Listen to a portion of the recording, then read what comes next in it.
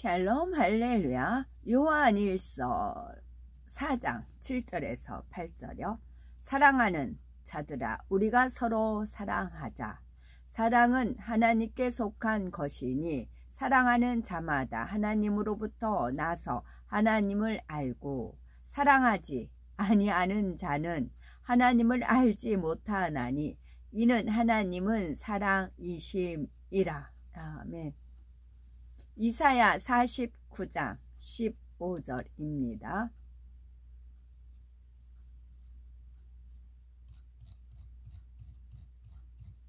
이사야 49장 15절이요. 여인이 어찌 그 젖 먹는 자식을 잊겠으며 자기 태에서 난 아들을 궁일이 여기지 않겠느냐. 그들은 혹시 잊을지라도 나는 너를 잊지 아니할 것이라. 아멘.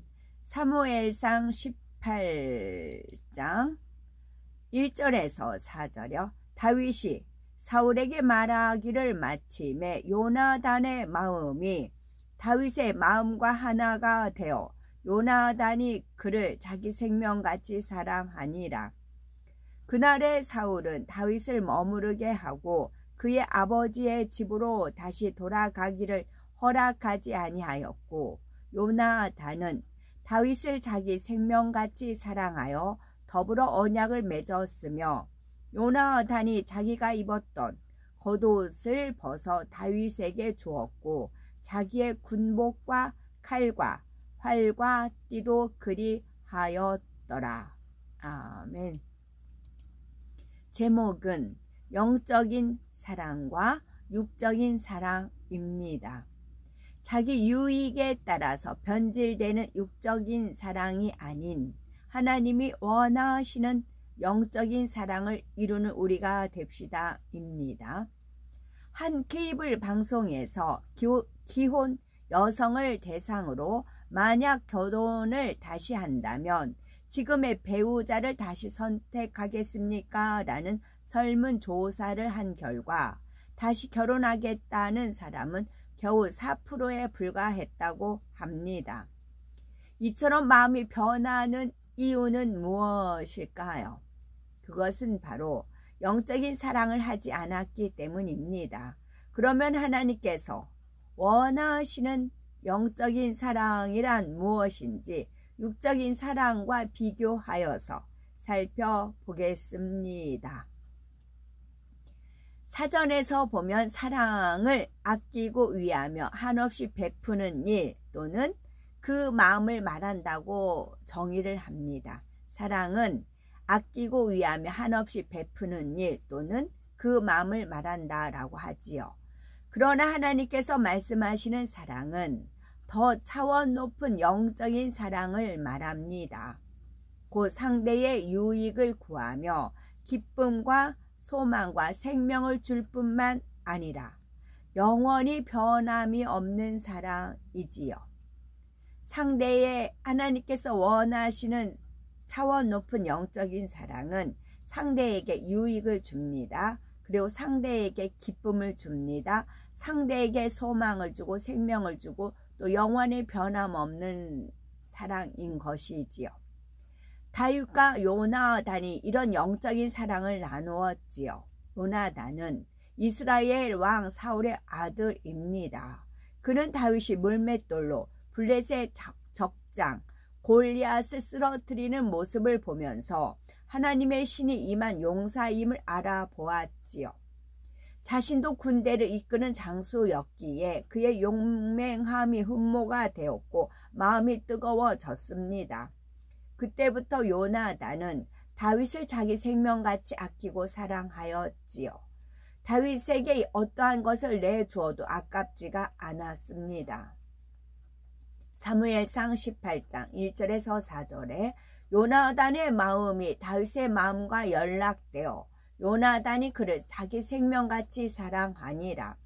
요나단은 다윗을 자기 생명같이 사랑하여 더불어 언약을 맺었으며 요나단이 자기의 입었던 겉옷을 벗어 다윗에게 주었고 그 군복과 칼과 활과 띠도 그리하였더라 했습니다. 요나단은 사울 왕의 장남으로서 왕위를 이어받을 수 있는 후계자였지만 그는 사심이나 욕심이 없었기 때문에 왕이라는 직책에 연연하지 않았지요. 오히려 사울이 왕위를 지키기 위해서 다윗을 죽이려고 결단이 되었을 때 생명의 위협을 무릅쓰고 다윗을 구해 주었지요. 이러한 사랑이 죽을 때까지 한결같았습니다. 요나단이 길보아 전투에서 전사하자 다윗은 식음을 패하고 그의 죽음을 슬퍼했습니다. 왕위에 오른 다윗은 요나단의 아들 모비셋을 찾아 사울의 재산을 모두 돌려주고 왕궁에서 자신의 아들처럼 돌봐주었지요. 이처럼 영적인 사랑은 비록 자신에게 유익이 되지 않고 해가 될지라도 생명이 다하기까지 한결같은 마음으로 사랑하는 것입니다. 어떤 대가를 바라거나 나에게 잘해준다고 해서 사랑하는 것이 아니라 아무 조건 없이 순수하게 자기를 희생하며 상대를 위해 한결같이 줄 수 있는 사랑이지요. 혹여 우리는 영적인 사랑과 반대되는 육적인 사랑 때문에 마음의 괴로움을 겪어보신 적이 있으신지요? 쉽게 변하고 많은 사랑에 아파하고 외로워할 때 우리를 위로하고 친구가 되어주시는 분이 있습니다. 그분은 바로 주님이시지요. 주님은 아무 죄와 허물이 없는데도 사람들에게 외면당하고 멸시를 받으셨기에 누구보다 우리 마음을 잘 아십니다. 하늘 영광을 뒤로하고 이 땅에 오셔서 고난의 길을 가심으로 우리의 참된 위로자가 되셨고 십자가에서 죽으시기까지 참된 사랑을 주셨지요. 우리는 가까이에 계신 하나님의 진한 사랑을 느낄 수가 있습니다. 하나님의 주신 사랑은 값없는 사랑이요. 우리가 먼저 하나님을 사랑한 것이 아니라 하나님이 먼저 우리를 찾아와 손 내밀어 주셨지요. 이사야 49장 15절에서 16절에 우리를 향한 하나님의 사랑이 잘 나와 있습니다. 여인이 어찌 그 젖먹는 자식을 잊겠으며 자기 태에서 난 아들을 궁일이 여기지 않겠느냐. 그들은 혹시 잊을지라도 나는 너를 잊지 아니할 것이라. 내가 너를 내 손바닥에 새겼고 너의 성벽이 항상 내 앞에 있나니라고 말씀하십니다. 또한 요한 1서 4장 9절에서 10절에 하나님의 사랑이 우리에게 이렇게 나타난 바 되었으니 하나님이 자기의 독생자를 세상에 보내심은 저로 말미암아 우리를 살리려 하심이니라. 사랑은 여기 있으니 우리가 하나님을 사랑한 것이 아니요 오직 하나님이 우리를 사랑하사 우리 죄를 위하여 화목제로 그 아들을 보내셨음이니라 말씀하고 있지요. 하나님은 사랑 자체이십니다. 하나님께서는 죄인인 우리를 위해 독생자 예수님을 이 땅에 보내주셨지요. 그리고 온갖 아름답고 값진 것들로 천국의 처소를 예비하시고 하루를 천령같이 우리를 기다리고 계십니다. 조금만 마음을 열어도 하나님의 섬세하고 풍성한 사랑을 느낄 수가 있습니다. 자신에게 잘해주고 자신에게 유익이 되는 자신에게 유익이 되는 사람만 사랑하는 것은 하나님을 알지 못하는 사람이나 악한 사람도 합니다. 겉보기에는 그럴듯하게 보이나 실제로는 참이 아닌 가짜 사랑을 하는 것이지요. 이는 시간이 흐르면 변질되어 조금만 일해도 쉽게 깨지는 육적인 사랑이라 할 수가 있습니다. 육적인 사랑은 세월이 흐르고 상황과 조건이 달라지면 변해버립니다. 자신의 유익에 따라서 이랬다 저랬다 쉽게 변하지요.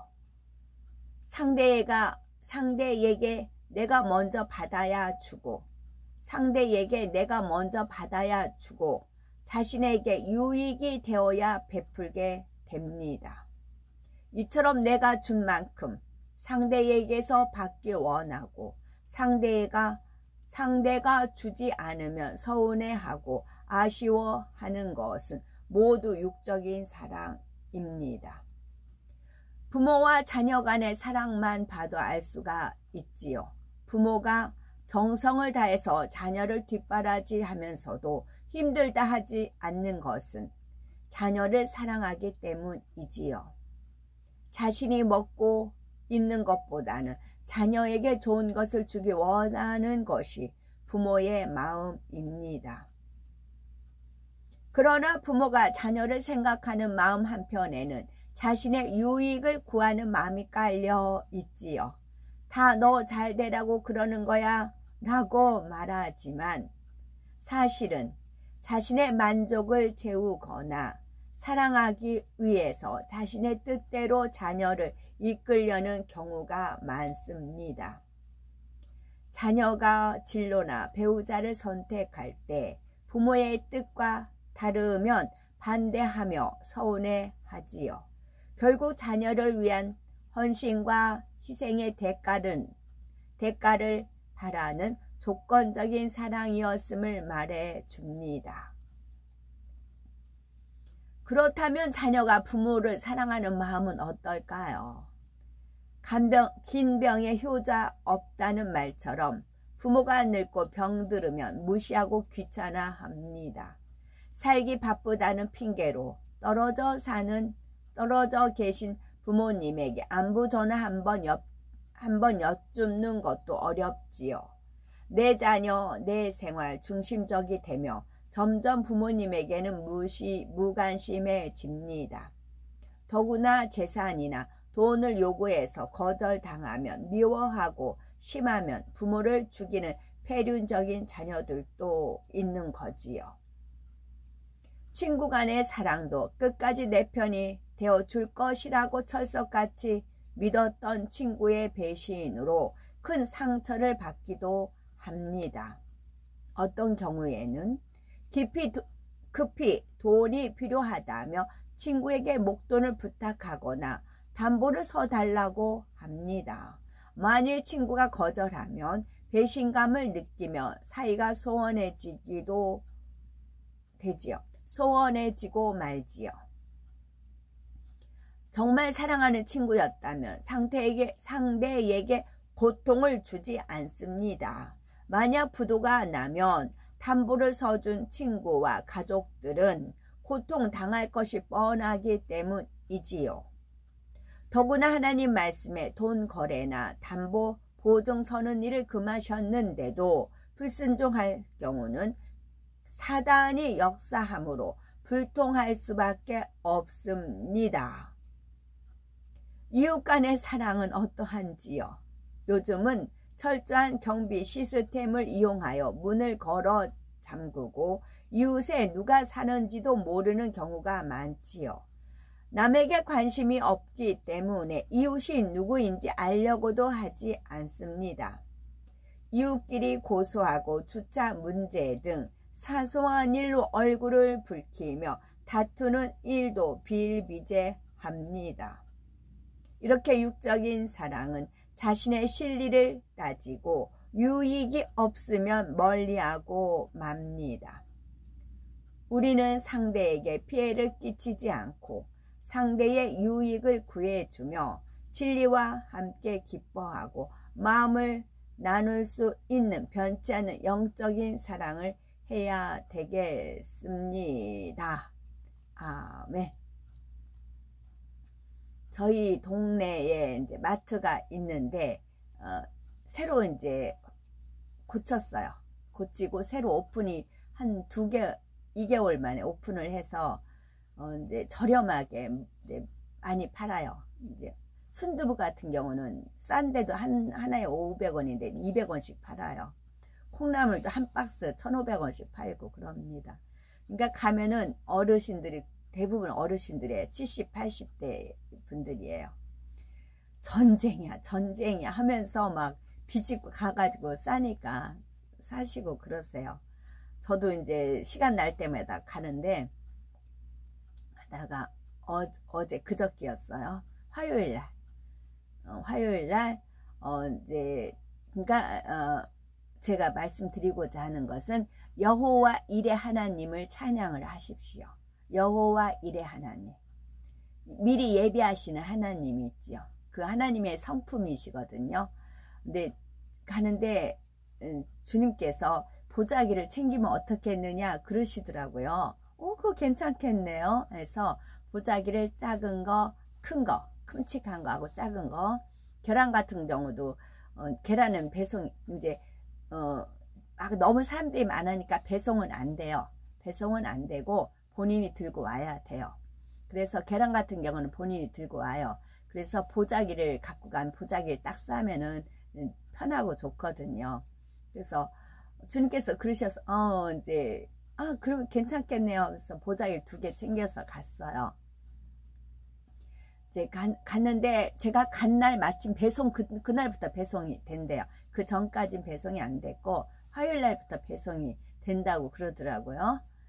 이제 둘러보고는 쌀이 20kg 햅쌀이에요. 2023년 햅쌀인데 4만원이 안 돼요. 39,000 얼마예요. 그러니까 최소한 2만원이 싸요. 그러니까 뭐 동일하게 팔리죠. 없어요 가면은. 그런데 한 푸대가 있는 겁니다. 근데 터졌어요.